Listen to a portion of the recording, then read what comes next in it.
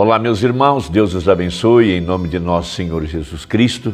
É um grande privilégio estar aqui para mais essa conversa e hoje eu quero meditar um pouco em Romanos capítulo 8, uma escritura muito importante para essa hora que nós estamos vivendo. São profundos mistérios revelados pelo profeta para este dia em que nós estamos vivendo, onde ele disse que nós viveríamos um novo Efésios.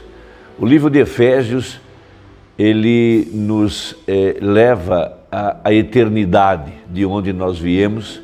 Ele é um livro que contém profundas doutrinas a respeito do plano da redenção e especialmente da terceira etapa. Veja, essa etapa que é a parte mais profunda e a parte mais sobrenatural e onde estão as obras maiores do ministério de Jesus Cristo, ou seja, o poder para transformar a igreja e levá-la da terra no arrebatamento. Isso nunca foi feito até agora de uma forma coletiva, com toda a igreja. Então essas obras maiores foram guardadas para esse tempo do fim, porque a terra inteira aguardava a manifestação dos filhos de Deus, esses filhos que estavam ordenados para estarem aqui no tempo do fim, para que Deus pudesse revelar os mistérios da divindade, os mistérios da redenção, os mistérios da vida eterna. Um povo que está assentado em lugares celestiais em Cristo, ou seja, eles estão ligados à cabeça, e é a cabeça que move o corpo.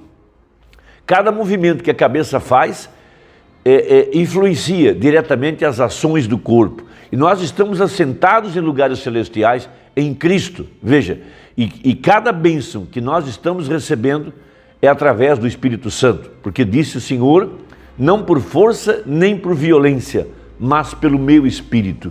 Então, das regiões celestiais, vem essa influência poderosa, vem diretamente da cabeça, diretamente de Cristo, e Cristo é o Espírito Santo, veja, introduzindo para dentro do corpo o poder vivificador, veja, e foi chamado pelo apóstolo de adoção plena. Por isso o profeta pregou uma série de mensagens intituladas Adoção. E nessas mensagens ele revela o plano de Deus, aonde Deus está levando sua igreja. Veja, a adoção completa, a saber, a transformação dos nossos corpos. Então em Romanos capítulo 8, nós temos uma grande escritura relativa à profecia para esse dia em que nós estamos vivendo, a partir do versículo 18.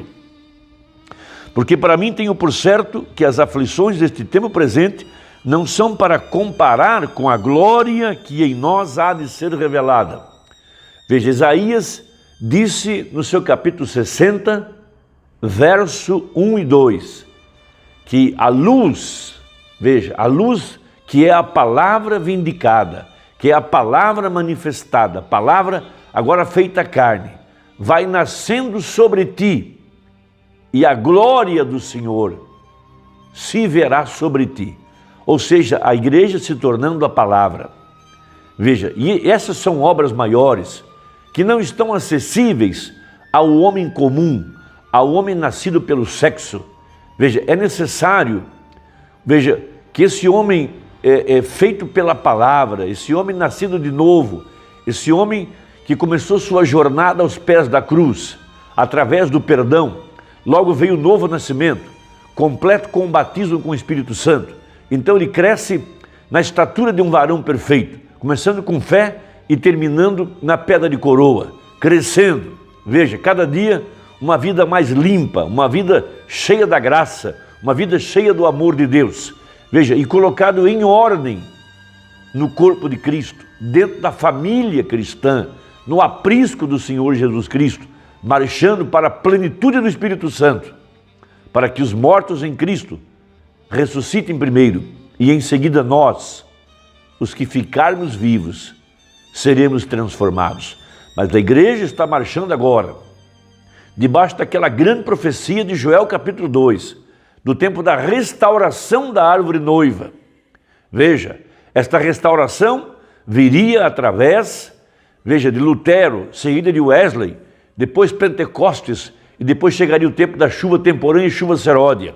Veja, essa chuva que traria o tremendo avivamento, que traria o tremendo batismo com o Espírito Santo. E essa chuva seria derramada pelo ensinador de justiça. Os pentecostais tiveram os dons. Eles pensaram que tinham a chuva, mas não a tinham. Eles tinham os dons. Mas a verdadeira chuva, não. Porque Joel falava do ensinador de justiça. Então veio o anjo de Malaquias 4 para trazer a chuva, o poderoso derramamento do Espírito Santo, que veio através do ensinamento da palavra. Então temos a restauração completa da árvore noiva. Logo no capítulo 20, no versículo 28 de Joel 2, o grande derramamento prometido. Veja, para tirar a igreja da terra no arrebatamento. Veja, porque a ardente expectação da criatura espera a manifestação dos filhos de Deus. Agora aqui está o ponto sensível de nosso comentário hoje. Veja, Deus tinha os seus propósitos, o seu plano da redenção. Ele tinha mistérios na parte de trás da sua mente que ele queria revelá-los, mas ele não podia fazer até que os filhos predestinados aparecessem aqui no tempo do fim. Esses filhos pré-ordenados, que agora eles estão representados na pedra de coroa. A pedra de coroa é Cristo vindo sobre a igreja.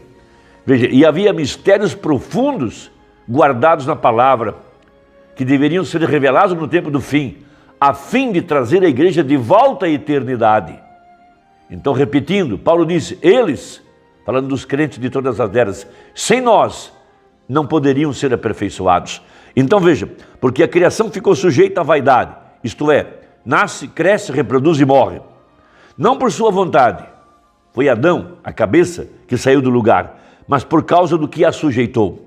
Na esperança de que também a mesma criatura será libertada da servidão da corrupção para a liberdade da glória dos filhos de Deus.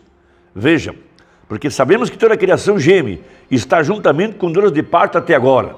Veja, a terra está em convulsão, terremotos, vulcões, agora está sendo assolada por uma pandemia, pragas em toda parte, nevasca, chuvas torrenciais, tempestades, tsunamis e tantas coisas. E na vida social, corrupção generalizada, desordem social, desordem na família, mundanismo, todo tipo de pecado.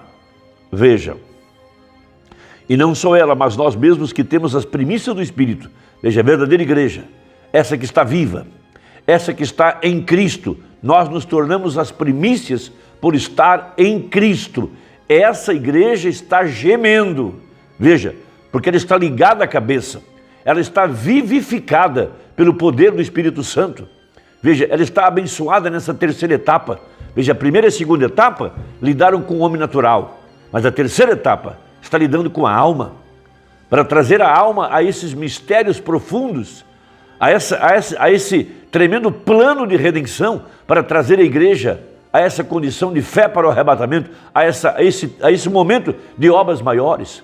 Por isso o profeta recebeu aquela pedra branca, onde nada estava escrito, e ele foi até o oeste para receber a revelação disso, e ele voltou com os misteriosos 7 trovões. Veja, a igreja agora tendo acesso à árvore da vida, por isso a espada cai na mão dele. Veja, o privilégio de trazer os mistérios pré-ordenados para esse dia, predestinados para essa hora. Veja, também gememos em nós mesmos, esperando a adoção, a saber, a redenção do nosso corpo. Então, temos esse ponto profundo na mensagem, a manifestação dos filhos de Deus, baseado em Romanos 8, parágrafo 43. Agora, isso é aí onde está, vem? Esta palavra diz aqui, e ele a esconde. E esses mistérios têm sido escondidos agora. Recordem, a Bíblia disse, desde a fundação do mundo, esperando pela manifestação dos filhos de Deus, veja, abre aspas, para mostrá-los à igreja. Ó, que coisa, diz o profeta. Depois ele pergunta, você pegou isso? Então veja, esses mistérios estavam guardados para trazer à igreja as obras maiores, ou seja, o poder para transformá-la num abrir e fechar de olhos ante a última trombeta. Por isso essa igreja, ela é ela está agora desfrutando desses mistérios que foi chamado pelo profeta de a terceira etapa, a parte mais profunda, lidando agora com a alma, porque Deus está lidando com o homem de dentro, Deus não está reformando o homem de fora. Veja, ele agora aplica isso a algo muito importante, ao tempo da pedra de coroa, aquela nota de $1 que continha um mistério da descida do anjo forte, exatamente aonde ele desceria. E ele desceu na América, porque aqui é onde brilharia a luz do entardecer, era o que aquela pedra de coroa da pirâmide, da nota de $1 queria dizer. E aquela pedra de coroa é Cristo. Veja, parágrafo 48. Mas enquanto crescemos na era luterana, era batista, era metodista, era pentecostal, estamos lá em cima, na pedra principal agora.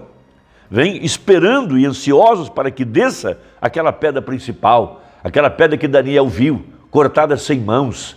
Veja, aquela pedra que Zacarias viu, uma pedra com 7 olhos, que foi chamada pelo profeta de o renovo.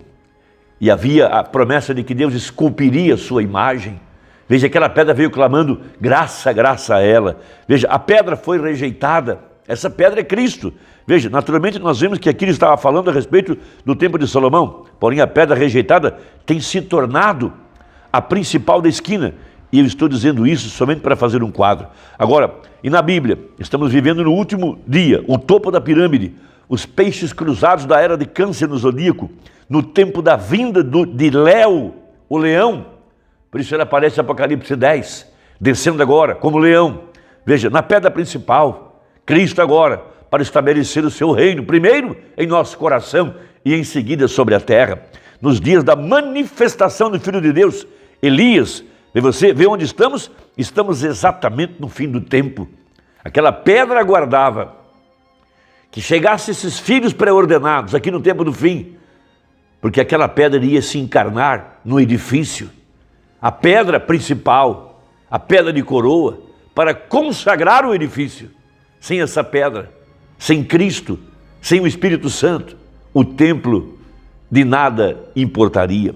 Então veja, agora, o que você pensa do escritor desse livro? Veja, viu onde isso seria manifesto nos últimos dias, falando sobre Paulo, esperando e gemendo por aqueles filhos de Deus para se levantarem nos últimos dias com o poder do Espírito Santo no final da era, para revelar as coisas secretas desde a fundação do mundo, para trazê-lo. Que grande profecia, que grande verdade que essa igreja está vivendo nesse tempo do fim.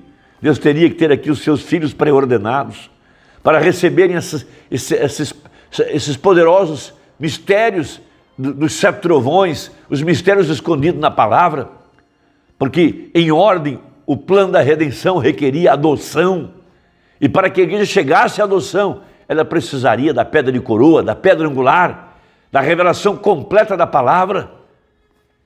Que Deus te abençoe, espero que a conversa tenha ajudado, e até a próxima, se Deus quiser, em nome de Jesus Cristo, amém.